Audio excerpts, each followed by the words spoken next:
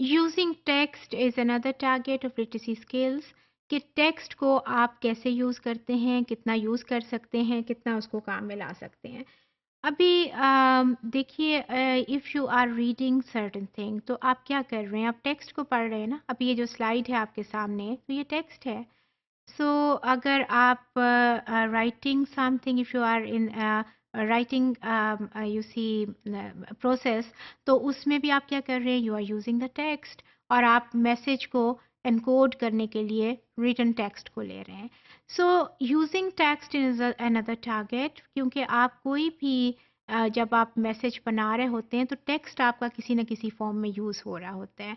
So ability to draw on your prior knowledge, अपने prior knowledge को use करते हुए, जिसको मैंने माइंड का आपका जो स्टोरेज है वो कहा है, मैंने आपका उसको बैकअप कहा है, उसके लिए स्पेसिफिक वर्ड जो है वो उसकी मेटा है, उसको मैं अगले टॉपिक्स में इंक्लूड करूँगी।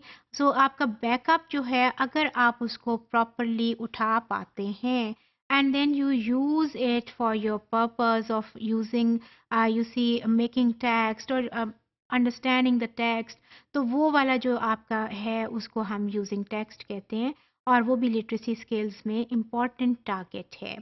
अब suppose there is some reference, just I give you the example of some book, there's a reference and you are making an assignment and your teacher tells that you have to use that a book or you have to use that reference और आप उसको कर नहीं पाते हैं, book अब आपके सामने but you don't know how to use it, आपको नहीं पता चल रहा कि क्या मैंने उठाना है and how to reframe it and how to rephrase it and how to put it properly at proper place.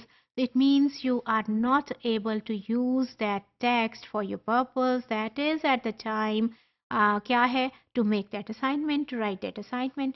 तो आपके जो है ना वो, जब आप किसी भी टेक्स्ट को, आपकी ability to use it properly, जो आपकी कोई आपकी लेट से पोएम है, आपने रेफरेंस में डालनी है, अगर आपको याद हो कि अच्छा वो जो थी ना, मैं इसमें वो डाल लेती हूँ, ये डाल लेता हूँ, तो आप क्या कर रहे हैं? You are using that particular text for your purpose.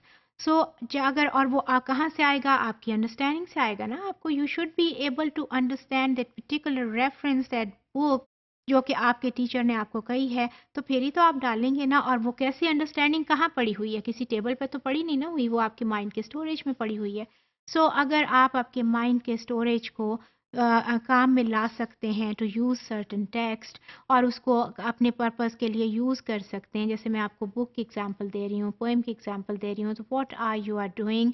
You are literate enough to use certain text. और मैंने अभी कहा कि जितने भी आपके कोड्स हैं, all are related to certain text. आप लिख रहे हैं, आप बोल रहे हैं, जो कुछ भी है वो टेक्स्ट के आस के गिर्द ही घूम रहा है ना। उससे बाहर जाके तो आप कुछ लिख नहीं सकते। टेक्स्ट से बाहर आप कुछ नहीं लिख सकते। If you are going through a book, text से बाहर आप कुछ नहीं पढ़ सकते। Whatever is there on in front of your eyes on the pages, that is written, that is text.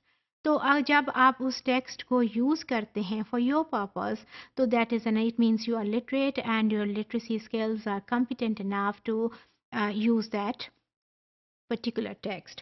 और text के obviously different purposes होते हैं। For instance you are writing a letter to your friend, that is a text is there, but that is a different purpose। You are writing an application to some higher authority for certain purpose, text is there in the application, but this time purpose is different। Suppose आप एक question attempt कर रहे हैं in your answering sheet, again you are in the process of using the text, but here or again you see purpose is different। So आपके always keep in mind that for every text or for different texts, there can be different audience, there can be different receivers and the purposes may be different। आप उस purpose के लिए कितना specifically, कितना competently, कितना precisely proper text उठाते हैं और उसको प्रॉपरली यूज़ करते हैं, that is using text. And आपकी लिटरेसी स्किल्स आपको ये भी सिखाते हैं। सो आपकी ये जो एक इम्पॉर्टेंट चीज़ है कि आपको ये भी पता होना चाहिए कि आपको जो कोड आपने बनाना है उसमें जो टेक्स्ट है उसको आपने यूज़ कैसे करना है। आपकी लिटरेसी स्किल्स इससे भी रिलेटेड हैं और ये भी एक इम्पॉर्टेंट टारगेट है।